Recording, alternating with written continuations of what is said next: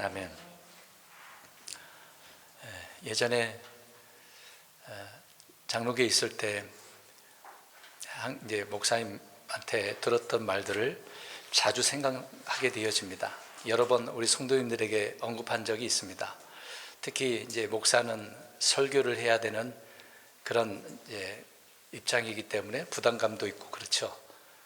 그럴 때 설교를 회계장부에 빗대어서 늘 말씀을 하셨기 때문에 그 말씀이 지금도 저는 늘 기억을 하고 있고 굉장히 조심스럽습니다.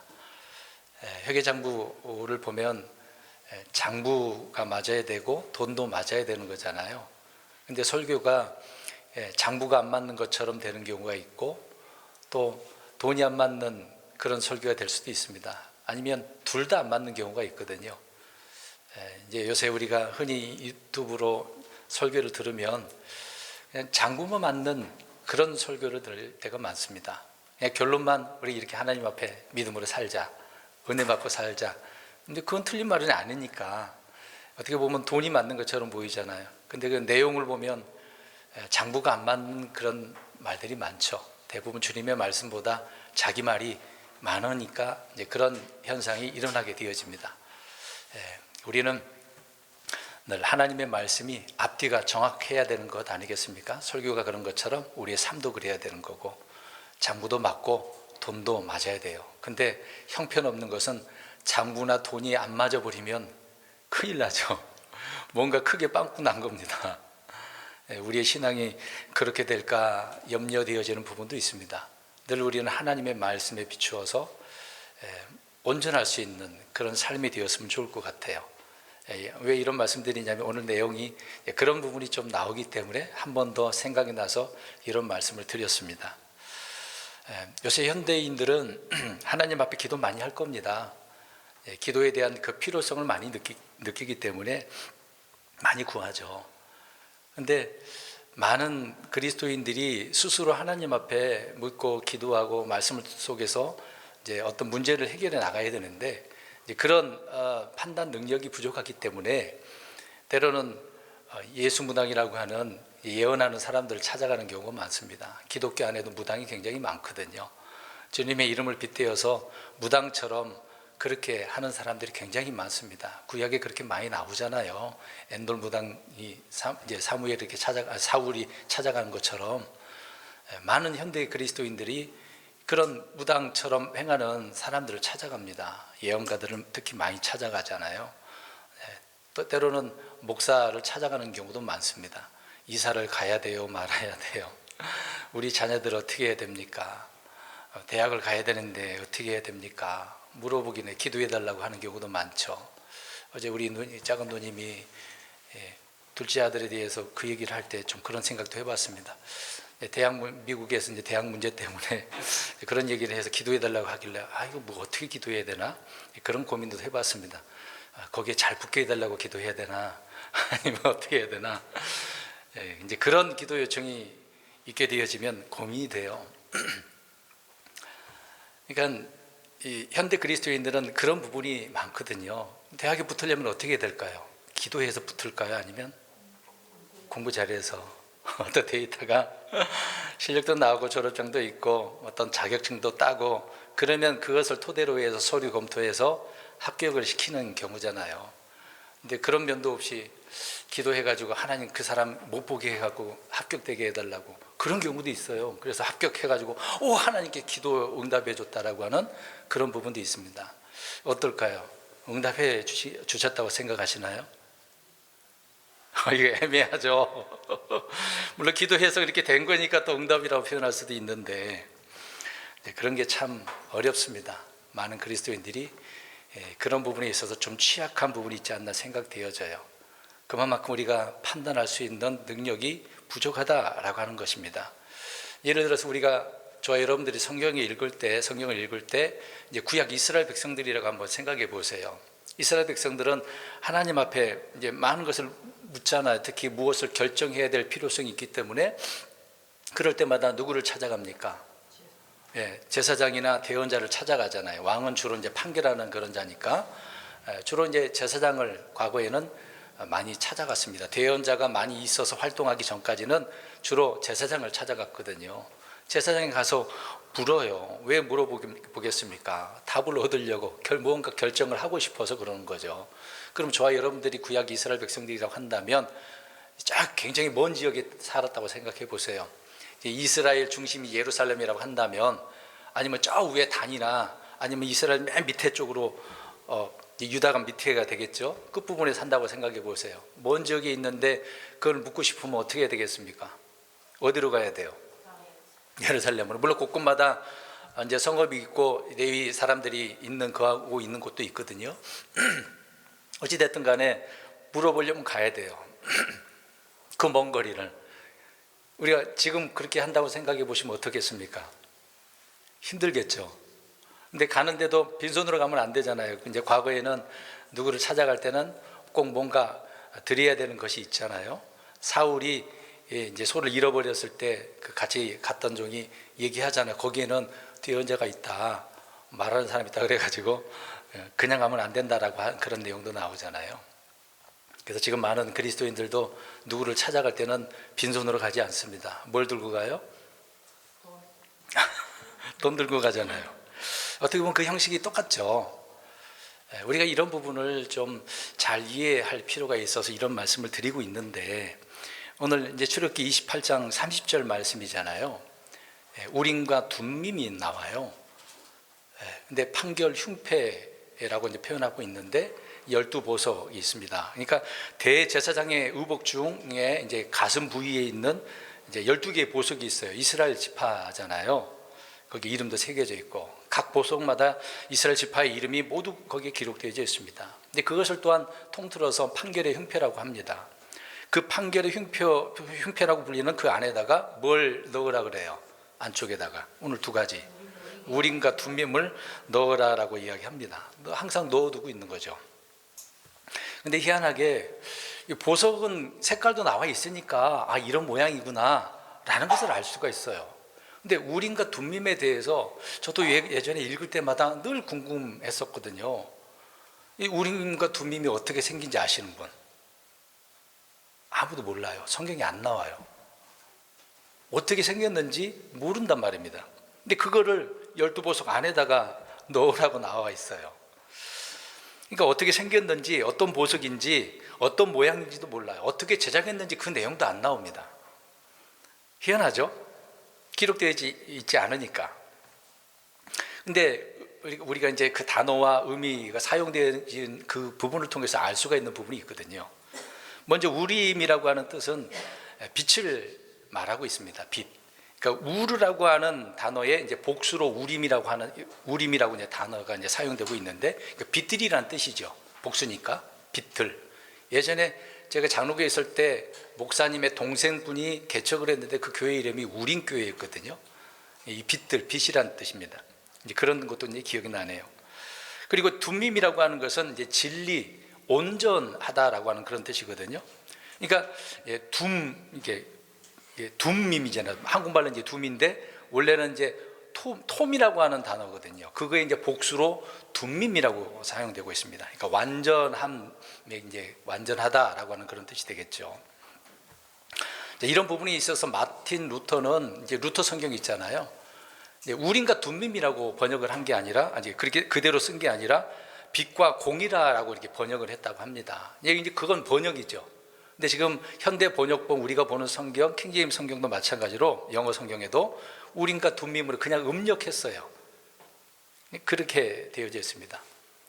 뜻은, 의미는 이제 우리가 이제 알아두자라고 하는 의미 속에서 말씀을 드리는 건데, 그러니까 우림과 둠밈은 하나님의 완전한 뜻에 이제 비추어진다라고 하는 그런 의미를 지닌, 그러니까 우리 인간사의 모든 이스라엘 백성들의 결정을 할 수 있는 그런 도구가 우림과 둠밈이라고 하는 거예요. 그러니까 사람들이 바라보는 그런 시각과 판단이 하나님의 그 완전하신 그 뜻에 따라 결정해야 된다라고 하는 그런 의미가 이제 우림과 둠밈이라고 하는 거거든요. 굉장히 중요한 부분입니다. 하나님께서는 왜 이런 것을 만들어 놓고 그렇게 하셨는가라는 생각을 가지고 오늘 말씀을 들으면 이해가 되실 거라고 생각되어집니다. 그러니까 우림의 빛은 단순한 빛이 아니고 하나님이 비추어 주시는 계시의 빛이라고 생각하시면 될 것 같아요. 그러니까 바로 우리 인간을 진리로 인도하는 그런 빛이다라고 하는 의미가 되어지는 거죠. 그러니까 우림을 통해서 주님의 뜻이 빛으로 계시되어진 거다라고 하는 것입니다. 그러니까 둠밈이라고 하는 것이 이제 완전한 이제 진리니까 그 진리가 우림의 그 빛으로 빛나는 거예요. 계시가 되어지는 거다라고 하는 것입니다. 이해가 되셨나요? 예, 이제 오늘 본문을 다시 한번 보십시오. 너는 우림과 둠밈을 어디 안에? 판결의 흉패 안에 넣어 아론이 주 앞에 들어갈 때에 그의 가슴에 위에 그것들이 있게 할지니, 항상 하나님 앞에 이제 성소 지성소 가야 되잖아요. 예, 이제 항상 그렇게 해야 되는 거고, 아론은 주 앞에서 이스라엘 자손에 대한 판결을 계속 자기 가슴 위에 지닐지니라. 그러니까 하나님 앞에 그렇게 늘 차고 있어야 되는 거고, 판결을 할 때는 어떻게 해야 되는 것입니까? 이스라엘 자손 앞에 가슴에다가 딱 놓고서 물어보는 거죠. 그럴 때 빛이 나면 하나님께서 응답하신 거고요. 근데 빛이 안 나면은 아니다라고 하는 의미가 되는 거겠죠. 그러니까 성경에 기록된 의문 중에 하나가 바로 앞에서 말씀드린 것처럼 우림과 둠밈의 그 정체인 것이죠. 굉장히 궁금하기도 해요. 모르니까, 어떻게 생긴지도 모르니까.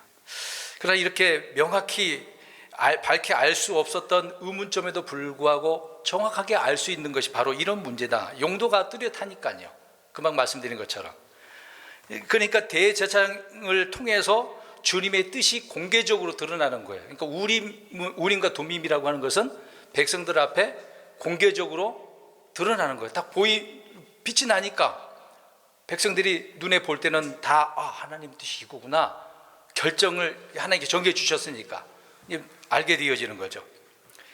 그러니까 이스라엘의 아주 국가의 중대사가 있을 때에는 늘 제사장이 차고 있는 에봇에다가 보석에다가 안에 들어있는 우림과 둠밈을 통해서 결정을 짓는다라는 것을 알 수 있습니다. 그러니까 하나의 제비 뽑는 그런 형식이다라고 하는 거예요.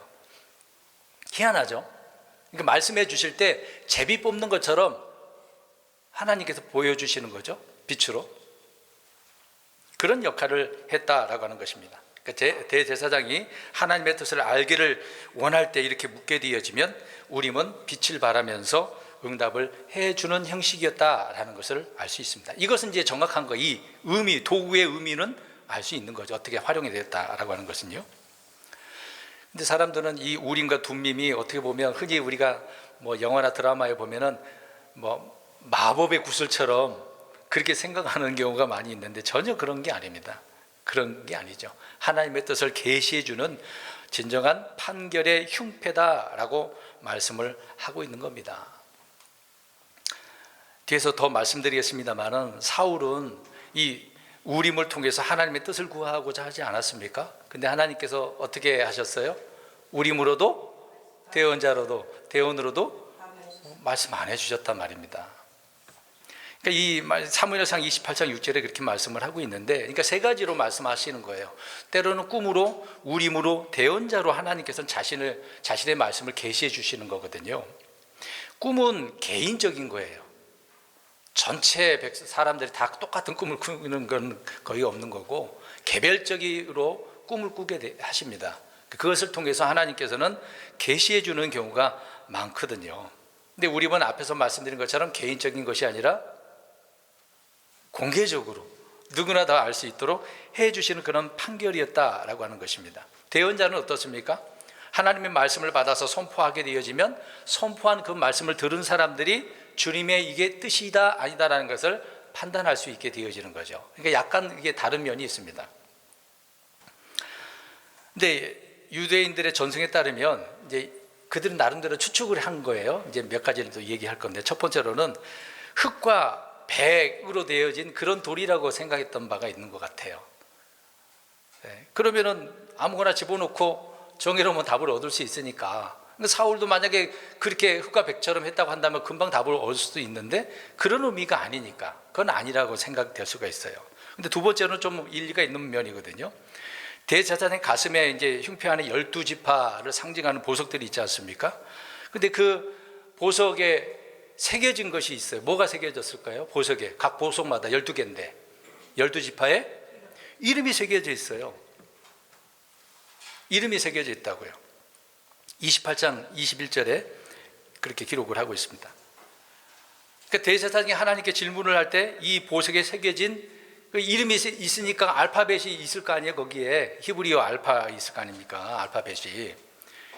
그러면은 이 지파가 올라가야 됩니까? 저 지파가 올라가야 됩니까? 라고 할 때 그 빛이 나면 허락한 거고, 그 보석 안에 지파의 이름이 안 났어, 다른 건 빛나는데 빛이 안 나서 그러면은 가지 말라라고 하는 그런 의미가 되는 거겠죠. 그러니까 질문에 대한 응답이 그렇게 보석으로 응답이 된 거예요. 안에 있는 빛이 나면은 거기 빛에 의해서 보석들도 그렇게 비춰지는 것이라는 것을 알 수가 있습니다. 참 희한한 방법이죠. 그런 방법을 하나님께서는 구약 이스라엘 백성들에게 하나님 자신의 말씀을 계시해 주고 있었다라고 하는 것입니다. 사울이 물었을 때 아무런 반응이 없었기 때문에, 그러니까 뭐가 빛나지 않은 거죠? 우림에서 빛나지 않았던 거죠. 그러니까 하나님이 응답하지 않았다는 것을 알 수 있었습니다. 그러니까 얼마나 답답했겠어요. 묻고 싶은데 하나님께서 빛을 발해주지 않으니까, 응답 안 하니까. 저희 여러분들도 지금 기도 많이 하잖아요. 근데 기도했는데 아무 응답이 없어요. 지금 사실 하나님께 우리에게 직접적으로 말씀해 주진 않잖아요. 그러니까 기도했는데 뭔가 그것이 기도한 것이 이루어지면 이게 하나님께 응답해 주셨구나 라고 그렇게 판단하지, 직접 말씀해 주진 않잖아요. 그러니까 많이 궁금해해요. 그리스도인들이 이거 어떻게 기도했는데 이게 응답된 건지 안 된 건지 잘 모르는 경우도 굉장히 많다라고 하는 겁니다. 아무튼 대제사장은 중요한 판결이 있을 때마다 우림과 둠밈이 들어있는 흉패를 입고 그곳에 참석해서 가부를 묻는 그런 제비 뽑는 형식으로 문제를 해결했었다라고 하는 겁니다. 이제 그런 내용들이 성경에 구약에 많이 기록되어 있어서 나옵니다. 말씀드린 것처럼 우림과 둠밈은 빛과 완전, 진리라는 그런 뜻인데, 이것은 하나님의 성품과도 연결되어져 있습니다. 하나님의 성품. 두 단어의 첫 자를 보면은요, 우림은 히브리어 알파벳의 첫 자니까 뭐겠어요? 히브리어 알파벳 아세요? 23자거든요. 알레벳, 기메탈레텟, 아우자이, 헤텐, 옅, 카프마, 메메렉, 룬사멕, 아임펫, 차텍, 코프레시, 신신, 타우거든요. 알렙이라고 하는 게 우루, 그 단어가 사용되었습니다. 그 다음에 둠밈은 뭐겠어요? 맨 끝에 타우라고 하는 단어거든요. 그러면 우리가 흔히 신약의 입장에서는 처음과 끝이라고 할 때 뭐라고 하죠? 알파 오메가. 그러면은 구약에서는 어떻게 표현하고 있는 것 같아요? 우림과 둠밈이라니까요. 처음과 끝이라는 얘기예요. 우리 하나님이 그런 분이란 말입니다.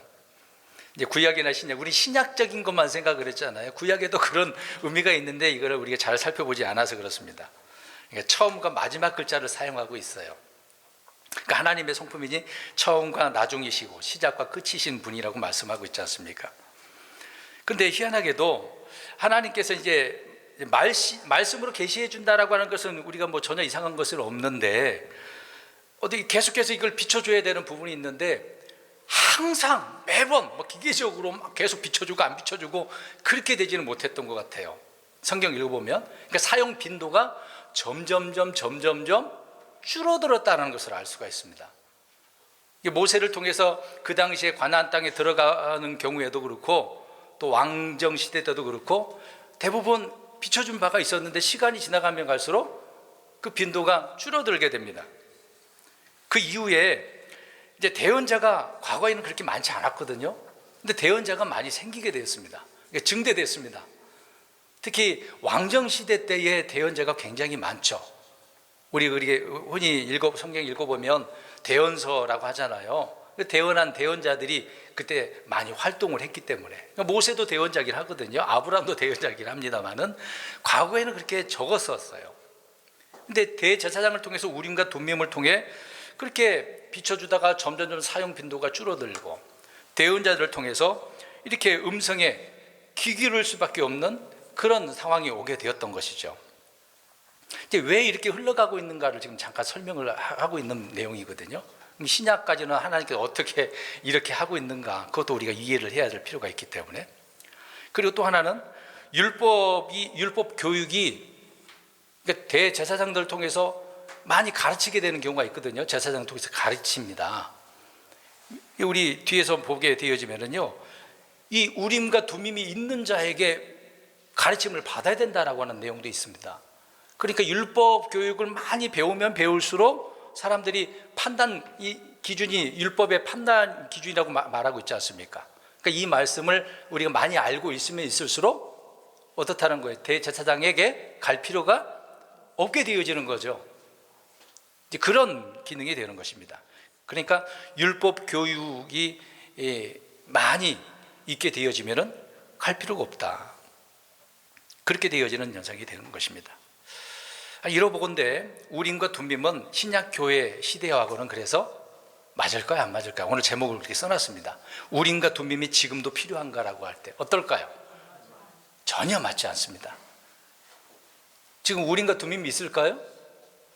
없어요. 대제사장 의복 그런 것도 없고 어떻게 생겨져 있는 것도 모르는데 없어요. 지금 신약 시대와 전혀 맞지 않습니다. 하나님께서는 성령님을 통해서 성경을 통해 계시해 주고 있기 때문에 그러는 거죠. 요한복음 16장 13절에 예수님께 직접 말씀하신 겁니다. 진리의 영이 오시면 진리 가운데로 인도하신다고 그랬습니다. 또 앞으로 일어날 일까지 나타나 주신다고, 보여주신다고 했거든요. 그러니까 이 지금 신약 시대 때는 우림과 둠밈으로 우리가 판단하는 것이 아니라 우리 안에 계신 성령님을 통해서 빛으로 진리로 인도되어진다라고 하는 것이거든요. 이제 답은 나왔죠. 그러니까 이제 오늘 제목의 답은 우림과 둠밈은 지금 필요 없습니다. 근데 그것이 형식이 좀 바뀌어진 거예요. 제사장의 체계가 바뀌어졌다라고 히브리서에 말씀하고 있는 것처럼, 그러니까 이게 제사장이 가지고 있었던 것은 이제 과거에 있던 그런 것은 없어졌어요. 저와 여러분들은 제사장이에요, 제사장이 아니에요? 왕가의 제사장이라고 말하고 있죠. 저와 여러분들에게도 판결 흉패가 있어야 되는 것은 당연한 거 아닙니까? 그러면 저와 여러분들에게 판결 흉패가 있다라고 한다면 누구를 통해서? 금방 성령님을 통해서. 성령님은 어떻게 하시는 분이니까? 진리 가운데로 인도하시는 분이시니까 얼마나 명확합니까? 이제 그런 의미가 되는 거죠.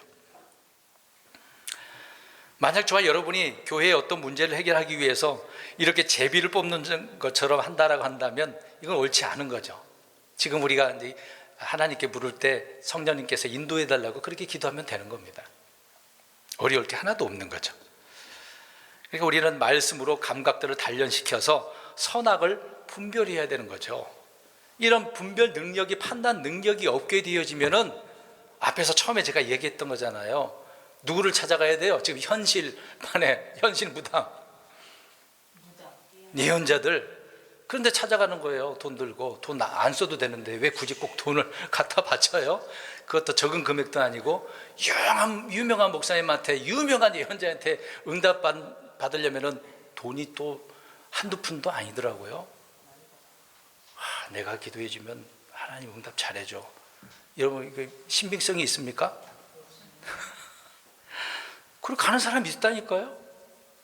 여기 계신 분들은 아니길 바랍니다. 오늘 30절 다시 보시기 바랍니다. 그래서 중요한 것이 있어요. 우림과 둠밈이 있어야 될 위치가 어디입니까? 가슴이네요.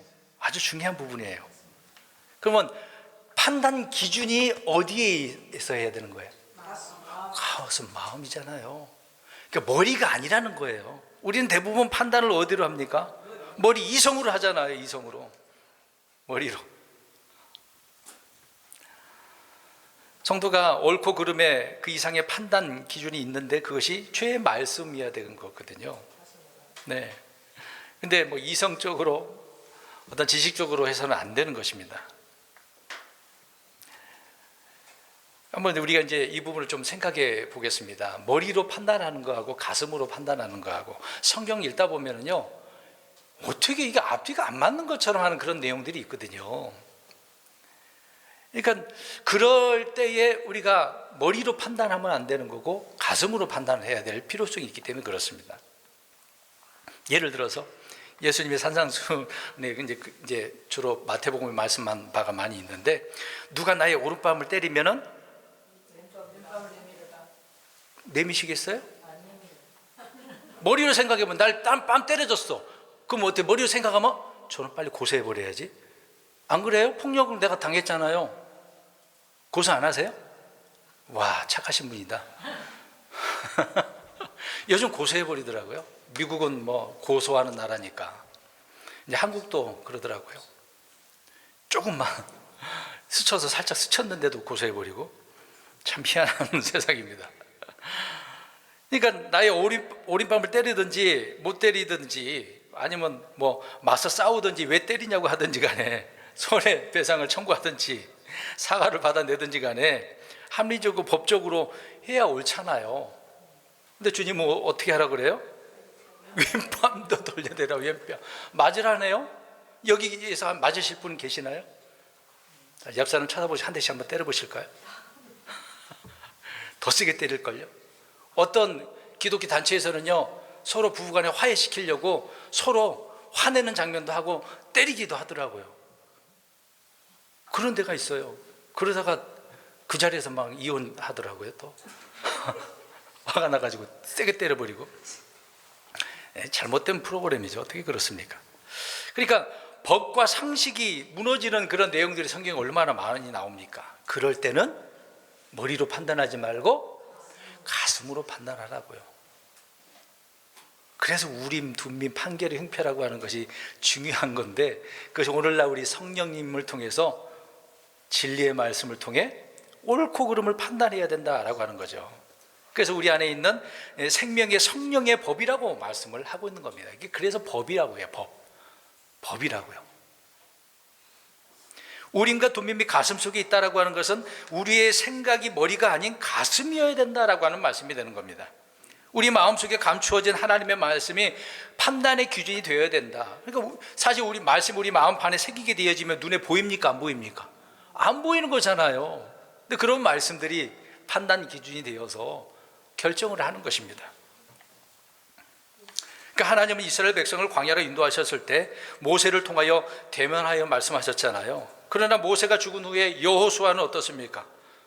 하나님으로부터 그분이 모세에게 말씀하신 방법, 직접적인 말씀을 통해서가 아니라 하나님께서 그렇게 하라고 그랬어요. 뭐라고? 우림과 둔림, 이 판결의 흉패를 통해서 인도를 받으라고요. 성경에 있습니다. 우리 성경 읽어볼까요? 민수기 27장 19절, 18절에 여호수아의 말을 하고 그리라고 이제 19절에 이야기합니다. 읽어봅니다. 민수기 27장 19절. 27장 19절입니다. 27장 19절. 과거에 모세를 통해서는 직접 말씀해 줘 놓고서 이제는 달라졌어요. 여호수아 때부터는 달라졌어요. 27장 19절 시작. 그를 제사장 엘르아살과 온 회중 앞에 세우며 그들의 눈앞에서 그들에게 책무를 주고, 21절까지 읽으세요. 내 존귀 중 얼마를 그에게 주어 이스라엘 자손 온 회중이 복종하게 하라. 그는 제사장 엘르아살 앞에 설 것이요 엘르아살은 그를 위해 우림의 판결대로 주 앞에 조언을 구할지니 그들은 그의 말에 따라 나아갈 것이며 그들 곧 그와 또 그와 함께하는 이스라엘 모든 자손 즉 온 회중은 그의 말에 따라 들어올 것이니라 하시니. 여호수아는 대제사장 엘르아살에 가는 거예요. 엘르아살 에봇 입고 거기에 판결 흉패가 있으니까 이제 무슨 판결대로라고 나와 있어요? 우림의 판결. 빛나야 돼요. 진리가 막 계시가 돼야 된다는 얘기죠. 그 판결대로 하란 얘기예요. 우림을 통해 판결해 주신 그런 말씀인 것입니다. 그러므로 여호수아는 백성들의 그 움직임에 관해서 인도할 때마다 우림과 둔림을 통해서 그렇게 대제사장에 가야만 해요. 독단적으로 한 게 아니라 여호수아도 대제사장한테 가서 물어봐야 된다고요. 하나님께서 뭐라고 말씀하시는지. 아시겠습니까? 우리 성경을 읽으면 여호수아가 그냥 하나님께 직접 물어보고 그렇게 답을 받아서 한 것처럼 보이죠? 그런 게 아니라 성경은 이렇게 말씀하고 있었어요. 찾아가야 되는 겁니다. 그 예를 우리가 지금 보고 있는데 여호수아 7장 16절에서 18절에 나옵니다. 아이성에서 패배했잖아요. 근데 패배한 이유를 몰라갖고 여호수아가 하나님 앞에 막 슬픔을 내세우면서 하나님 앞에 기도하잖아요. 근데 그때 하나님께서 야, 네 백성 중에서 누가 시키는 대로 아는 놈이 있어. 그 놈을 잡아야 될 거 아니야. 제 말입니다. 그 놈 찾아내야 되니까 데려와, 다 데려와. 누구한테 데려가야 되는 거예요 이제? 그렇죠. 여호사가 명령해갖고 다 일로 와! 그런 거예요. 대제사장한테 간 거예요. 그 내용이 이제 16절부터 지파별로 데려온 거죠. 누가 뽑혔어? 우리가 아는 대로 아간이. 여러 지파 중에서 그러면 이제 빛나는 거 아니에요? 12지파 이름이 있으니까. 아간이 어떤 지파예요? 유다. 유다가 그가 빛이 안 났을 거 아닙니까? 빛이 나야 되는 건데, 빛이 나면 좋은 의미지만 안 나면 나쁜 의미니까. 그다 아간이 잡힌 거죠. 들통이 난 겁니다. 그럴 때 하나님께서 그렇게 하라고 그랬어요. 그러니까 생각해 보세요. 그러면 하나님은 알고 계셔요? 누가 그런지를? 그러면 말해주면 되잖아요. 야, 여호수아야, 저 아간이 그랬다? 저놈 잡아다가 돌로 쳐서 죽여. 그렇게 할 수 있잖아요. 근데 하나님 그렇게 안 했어요. 어떻게 하신 거라고요? 네, 판결 흉패를 통해서 판결을 받으라라고 하는 거죠. 그러니까 하나님의 방법은 뭔가 지금 달라지고 있는 거잖아요. 모세를 통해서 이놈아! 바로 그놈을 죽일 수 있는 것이지만 이제는 여호사 때부터는 점점점 뭔가 달라지고 있어요. 말씀의 그 흉패가 판단 기준이 얼마나 중요한가를 말씀해 주고 있는 장면이죠. 그 다음에 또 하나는 여호사 때입니다. 여호사 18장에 나오는데 땅을 분배할 때 그때도 마찬가지예요. 분배할 때도 우림과 둠밈을 통해서 이 지파는 여기야, 저 지파는 저기야 정해 주셨습니다. 이게 굉장히 국가적인 거잖아요. 개인적인 것은 아니지 않습니까? 또 원수들과 싸울 때도 사사기에서도 나오는 부분이지만 다윗도 그랬죠. 하나님 앞에 이걸 묻는 거예요. 싸워야 됩니까? 싸우지 말아야 됩니까? 어느 지파가 올라가야 됩니까? 사사기 1장에 보면은 유다 지파 나오잖아요. 물어본 거예요. 여쭈었다라고만 나오지 우림 그 내용은 안 나옵니다. 그러면은 여쭈었다라고 할 때 어떻게 한 거예요? 네, 대제사장 앞에 가서 우림과 둠밈으로 판결을 받는 거죠. 우리 앞에서 말한 사울 왕 같은 경우에는 그래서 우림과 둠밈을 통해서 뭔가 얻고 싶었어. 계속 이제 전쟁 블레셋과 싸우고 있으니까 계속 물어봤던 거거든요. 근데 사울이 잘못한 것이 있어서 하나님께서는 응답 안 했단 말입니다. 또 다윗 같은 경우에 우리가 알 수가 있죠. 다윗이 어떤 제사장에게 이제 갔어요. 아히멜렉인데, 근데 빵 달라고 해서 빵을 줬잖아요. 근데 그것 때문에 도액이 거기 옆에 있다가 지켜보다 가서 다 고자질했거든요. 그것을 알고서 사울이 제사장 다 죽이라고 그랬잖아요. 거기 있는 사람들. 그랬더니 군사들은 죽이려고 하지 않았습니다만은 도액은 이스라엘과 상관없으니까 다 죽여버렸지 않습니까? 그때에 아비아달 아들이 살아남고 도망쳤어요. 뭘 갖고 도망친 줄 아십니까? 그냥 살려주세요 36개 주례랑 치면서 맨몸으로 도망쳤을 것 같아요? 뭘 하나 가져왔다고 나왔을까요? 성경을 읽어요. 네? 칼 갖고 왔을까요? 이야, 기가 막히네. 칼이 있어야 되네. 에봇 하나, 에봇이라고 돼 있어요. 그래서 다윗이 그 에봇을 가져오라라고 합니다. 에봇을 가져와가지고 하나님 앞에 판결을 받는 거죠. 그럼 에봇이 뭐예요? 에봇이 그냥만 있는 게 아니라 앞에 뭐가 있어요? 그러니까 판결 흉패라고 하는 12보석과 그 안에 우림과 둠밈, 그 전체가 이제 판결 흉패죠. 그러니까 우림과 둠밈은 이 에봇과 관련되어 있어요. 그러니까 에봇 가져와라고 하는 것은 하나님 앞에 물어보는 거거든요. 빛이 나는가 안 나는가. 그런 결정을 내렸던 것입니다. 느헤미야 때도 마찬가지입니다. 이런 말이 있습니다. 제가 읽을게요. 들으사다가 이제 느헤미야 말합니다. 그들에게 말하여 우림과 둠밈을 가진 제사장이 일어나기 전에는 그들이 지극히 거룩한 것들을 먹지 말라 하였더라. 이거 먹어야 되는지 말아야 되는지 잘 모르니까 판단을 받아야 되는 거예요. 그 당시에 그러면은 있었다는 거예요, 없었다는 거예요? 이런 제사장이. 아니, 이 에봇을 가지고 있는 제사장이 있었다는 거예요, 없었다는 거예요? 아니, 없었기 때문에 일어나기 전에는이라고 해서 지금 없어서 그 말을 하는 거거든요. 없었기 때문에. 그러니까 사용해 본 적이 없죠. 왜 그러냐면 포로로 잡혀갔다가 일단 성벽을 짓기 위해서 온 거잖아요. 에스라가 이제 성전을 지었던 것이고 느헤미야는 성벽을 짓는 것이었고,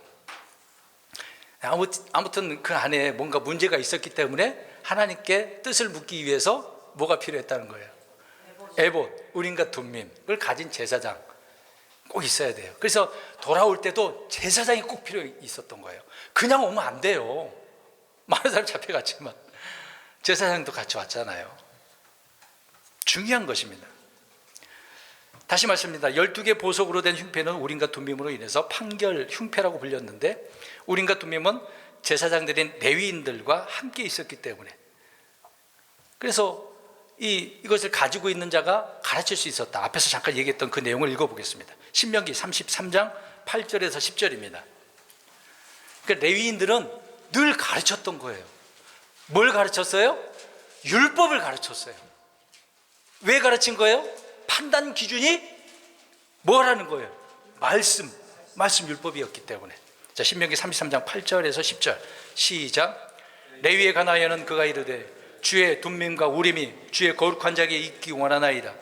주께서 그를 마사에서 시험하였고 무리바의 물들에서 그와 다투셨나이다. 그가 자기 아버지와 어머니에게 이르기를 내가 그를 보지 못하였나이다 하였고 자기 형제들을 인정하지 아니하였으며 자기 자녀들을 알지 아니하였으니 이는 그들이 주의 말씀을 지키고 주의 언약을 지켰기 때문이니라. 그들이 주의 판단의 규범들을 야곱에게 가르치고 주의 율법을 이스라엘에게 가르치며 주 앞에 향을 드리고 전부를 태우는 희생물을 주의 제단 위에 드리리이다. 레위인, 그러니까 이제 제사장 이제 그걸 얘기하고 있는 거죠. 그들이 해야 될 일이 있으니까. 그들은 이제 레위, 이제 제사장 그 부분을 설명하고 있는 겁니다. 그러니까 이들은 판결 흉표가 있는 자들은 가르칠 수 있었던 거예요. 아주 이스라엘은 제사장의 나라라고 하는 것처럼 정말 중요한 역할을 한 것이었습니다. 그러니까 우림과 둠밈을 지닌 자들은 주님의 법도를 가르칠 수 있었다라는 겁니다. 우림과 둠밈을 지닌 자는 주 앞에 향을 드릴 수 있었고 기도와 경배를 드릴 수 있었다는 의미가 되는 거죠. 온전히 번제 헌물을 제단 위에 드릴 수 있었다. 그러니까 아무나 못한 그 부분을 설명하고 있었던 것입니다. 그래서 이로보건대 우림과 둠밈이 얼마나 중요한 역할을 하고 있었다라는 것을 알 수 있습니다. 우리 로마서 8장 14절 한번 읽어볼까요? 이 보석이 어디에 지금 위치가 어디라고 그랬어요? 가슴. 로마서 8장 14절입니다. 로마서 8장 14절 시작. 하나님의 영에 의해 인도받은 자들은 다 하나님의 아들. 자, 우리가 인도받잖아요. 근데 누구에 의해서? 하나님의 영, 성령님이잖아요. 성령님은 말씀하시는 분이시고 진리 가운데로 인도하시는 분이고 위로하시는 분이시고 그런 분이 우리를 인도하신단 말입니다. 그러니까 우리는 우리 안에 계신 성령님을 통해서 늘 말씀의 빛이 진리 가운데 인도되어지니까 인도를 받고 살아가고 있는 거죠. 그래서 늘 우리는 성령님의 인도함을 받아야 돼요. 이 내용은 다음 주에 설교하겠습니다. 말씀드리겠습니다. 성령은 우리 속에 있는 기록된 말씀에 빛을 비춰주는 거예요. 아까 보석에 이름이 새겨졌다고 그랬잖아요. 그게 알파벳이라고 그랬잖아요. 그러니까 말씀으로 빛을 비춰주시는 거라고요. 그 단어로. 중요한 부분입니다. 사울은 그래서 우림으로 조명을 받고 싶었음에도 불구하고 빛이 없었으니 얼마나 괴로웠겠습니까? 그러니까 빛이 비춰줘야만이 말씀을 받을 수가 있었다는 얘기죠. 그러니까 빛이 안 비춰지면 말씀을 받을 수가 없어요. 그럼 성령님을 통해서 말씀이 우리 안에 비춰줘야 돼요. 계시가 되고 생각나야 되는 거잖아요. 그럴 때 말씀을 받게 되어지는 거죠. 그런 의미가 되는 겁니다. 그러니까 우림과 둠밈은 우리 속에 계신 예수 그리스도시고 우리 성령님이시고, 또 하나는 고린도 후서에 이런 표현이 있습니다. 서신이라고요. 그리스도의 서신들이라고 나오죠. 누가요? 우리가 그리스도인들이 그리스도의 편지, 서신들이라고 나와요. 왜 그런 말을 할까요?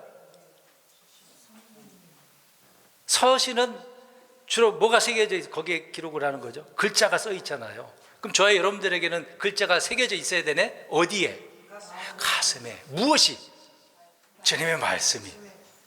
그럼 어디를 가든지 저와 여러분들이 그 말씀을 사람들에게 보여주는 거예요. 비춰주시는 거예요. 진리를 말하면서 행동하면서 선한 믿음의 행실로 사람들에게 보여주는 겁니다. 그래서 우리가 그리스도인들이 서신들이라고 나오는 거죠. 이런 편지의 의미를 이해를 해야지 세상적으로 사랑의 무슨 편집을 그런 의미가 아니거든요.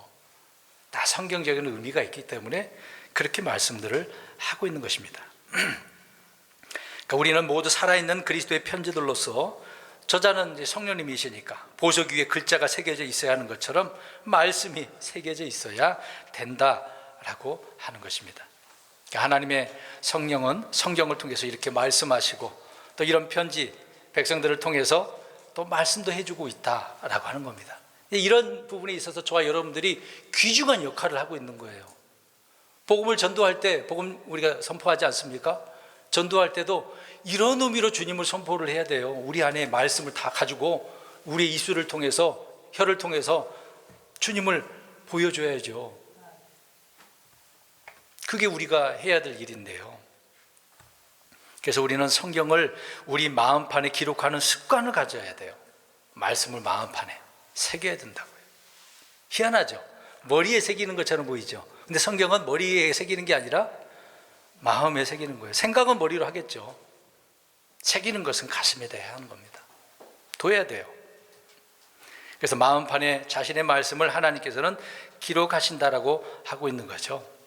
그래서 우리가 말씀을 풍성히 이렇게 마음판에 기록해 두게 되어지면 그렇게 하면 할수록 성령님의 조명을 받을 때 환하게 말씀이 밝혀지게 되어지는 겁니다.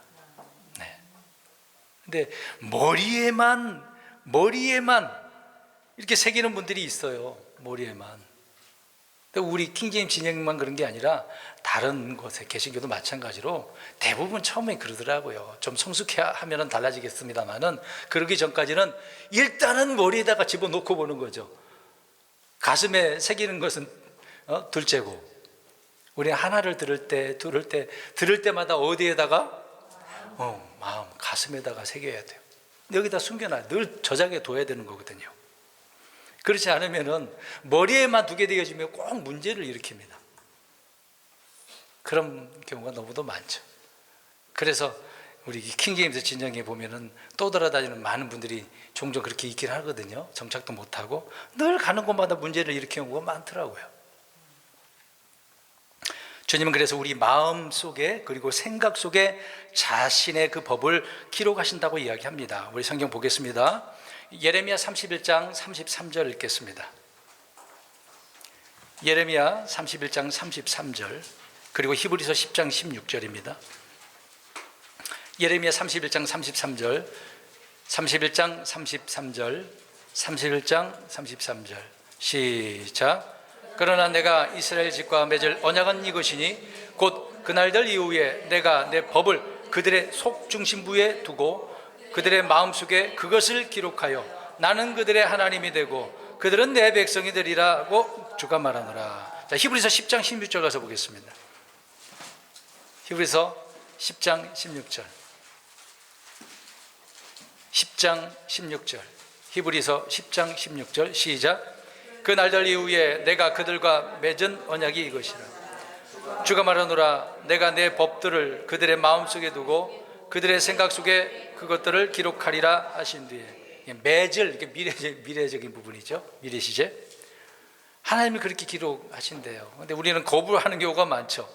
그러면 오늘날 많은 그리스도인들 가운데 보겠습니다. 그리스도인들 안에 새겨진 그리스도, 우리 말씀, 주님을 또 말씀들을 소유하고 있습니까? 오늘날 그리스도인 가운데 그렇게 많지는 않을 거예요. 적을 겁니다. 자, 이런 문제로 세 구절을 한번 또 보겠습니다. 오늘 많이 찾네요. 고린도후서 13장 5절 보십시오.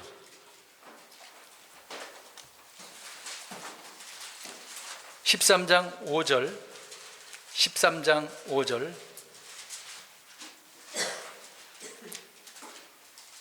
시작. 너희가 믿음 안에 있는지 너희 자신을 살펴보고 너희 자신을 검증하라. 예수 그리스도께서 너희 안에 계시는 줄을 너희가 스스로. 자, 그리스도가 어디 안에 계시래? 내 안에, 우리 안에 있죠. 그리스도인이라고 하는 누구나 우리 예수님 우리 안에 계셔야 되는 거죠. 없다면 이거 구원받는 사람 아니에요. 예? 그 다음에 골로새서 1장 27절 보겠습니다. 골로새서 1장 27절 그리고 갈라디아서 4장 19절. 골로새서 1장 27절 시작. 하나님께서는 이방인들 가운데서 이 신비의 영광이 풍성함이 무엇인지 자신의 성도들에게 알리려 하시는데 이 신비는 너희 안에 계신 그리스도 곧 영광의 소망이시니라. 알려주시려고 하고 있는데 어디 안에 있다고? 너희 안에. 그 신비가 우리 안에 있대요. 자, 마지막 갈라디아서 4장 19절. 갈라디아서 4장 19절. 예전에 설교했던 내용입니다. 4장 19절 시작. 내 어린 자녀들아 너희 안에 그리스도께서 형성되실 때까지 내가 다시 너희로 인해 해산하는 수고를 겪노라. 네. 그리스도가 형성되기까지 주님의 성품이 형성되어야 되고 신성이 형성되어야 되고 인격과 능력과 지혜가 형성되어야 되는 거잖아요. 우리 안에. 내 안에 그리스도가 계시면 되는 겁니다. 근데 그리스도가 계시긴 계시는데 보여주지 않는다라고 한다면 이게 문제예요. 드러내 보여야 되거든요. 그리스도인들이 뭔가 투명하게 보여야 된다는 얘기잖아요. 사실 눈에는 보이지 않지만 우리의 행동으로, 말과 행동, 언행심사로 보여줘야 되는 부분이 있거든요. 이런 면에 있어서 판결 흉패가 보석들이 투명해야 됩니다. 빛나는데 투명해야 그 알파벳이 보여줘야 되는 거잖아요. 글자가 보여줘야 되잖아요. 투명하지 않으면 이게 뭔 글자야? 그런 거죠. 그럼 우리 그리스도인들 안에 말씀이 새겨져 있지 않고 투명하지 않으면 이게 뭐라 써 있는 거야? 그럼 부끄럽죠. 세상 사람들에게. 이 사람이 그리스도인이야? 아유 뭐 안 새겨져 있는 것 같은데? 그렇게 보면 똑같은 의미의 말씀이 되는 거죠. 우리를 주목해서 보는 사람들이라 해도 우리 안에 새겨진 그리스도의 편지를 보지 못하면 안 되잖아요. 그래서 중요합니다. 우리 마음판에 말씀을 잘 새기고 그걸 비춰서 보여줘야 되는 역할까지 해야 되는 것이기 때문에 굉장히 중요한 역할을 하고 있는 겁니다. 그래서 오늘 다시 30절 보시면, 우리 출애굽기 28절 30절을 보시면 판결의 흉패는 기념할 뿐만 아니라 판결의 판이 돼야 되는 거예요. 판 자체가 돼야 되는 거죠. 흉패 안으로 더해진 후에 판결 흉패가 되어진 거예요. 보석만 있으면 되는 거 아니에요. 그 안에 이게 우린과 둠밈이 들어가야 그제서야 뭐가 되는 거예요? 판결 흉패가 되어지는 겁니다. 그 판결은 심판의 의미가 되는 거잖아요. 그래서 그 심판하는 말씀들이 우리 안에 있어서 자신을 나의 삶을, 행동들을 판단해 나가야 되는 것입니다. 주님의 법규들이 중요한 것이죠. 우리가 주님의 인도를 받으려면 그래서 주님의 많은 것들이 주님의 말씀을 통해서 심판을 이렇게 받아야 되는 겁니다. 여러분 어떠십니까? 진리의 말씀으로 스스로가 판단하면 얼마나 좋겠어요. 근데 보세요. 우리가 뭔가 잘못했을 때 누군가 너 왜 이렇게 잘못했니? 그러면 들을 때 기분이 어떻습니까? 다 나쁘잖아요. 그런 말 듣기 싫으면 어떻게 해야 돼요? 내가 잘해야 되는데 스스로가 빨리 판단해서 잘못을 인정을 하고 하나님 앞에나 사람들에게 그걸 공표해야죠. 공표해서 내가 이렇게 실수를 했습니다. 잘못했습니다. 이런 고백을 하면 되는 거 아닙니까? 누가 더 이상 뭐라 할 수는 없잖아요. 그걸 감추고 말 안 하려고 하니까 자꾸 사람들은 너 그 거짓말 했지? 들춰내서, 특히 연예인들이 그러잖아요. 잘못했는데 잘못 안 했다고 거짓말 하니까 유튜버들이 차단해가지고 어떻게 그렇게 차단내는지 모르겠어요. 들통 다 나잖아요, 결국은. 그러면 우리 그리스도인들이, 세상 사람들이 찾아다니면서 그리스도인들이 이렇게 흠을 찾아낸다고 생각해 보세요. 얼마나 부끄럽겠습니까? 그러기 전에 판단 기준이 내 안에서 말씀을 통해 올바른 언행 심사가 행해져야 되는 것입니다. 하나님 앞에나 세상의 사람들 앞에 부끄러울 것이 없는 일꾼들로 드러나는 것이 아니겠습니까? 그래서 우리는 이제 구약적인 입장에서 신약적인 그 입장의 그 말씀들을 이해를 함으로 말미암아 올바른 판단 속에서 건전한 믿음 생활 하시는 저와 여러분들이 되시기를 주의 이름으로 축원드립니다. 아멘. 기도하겠습니다. 하나님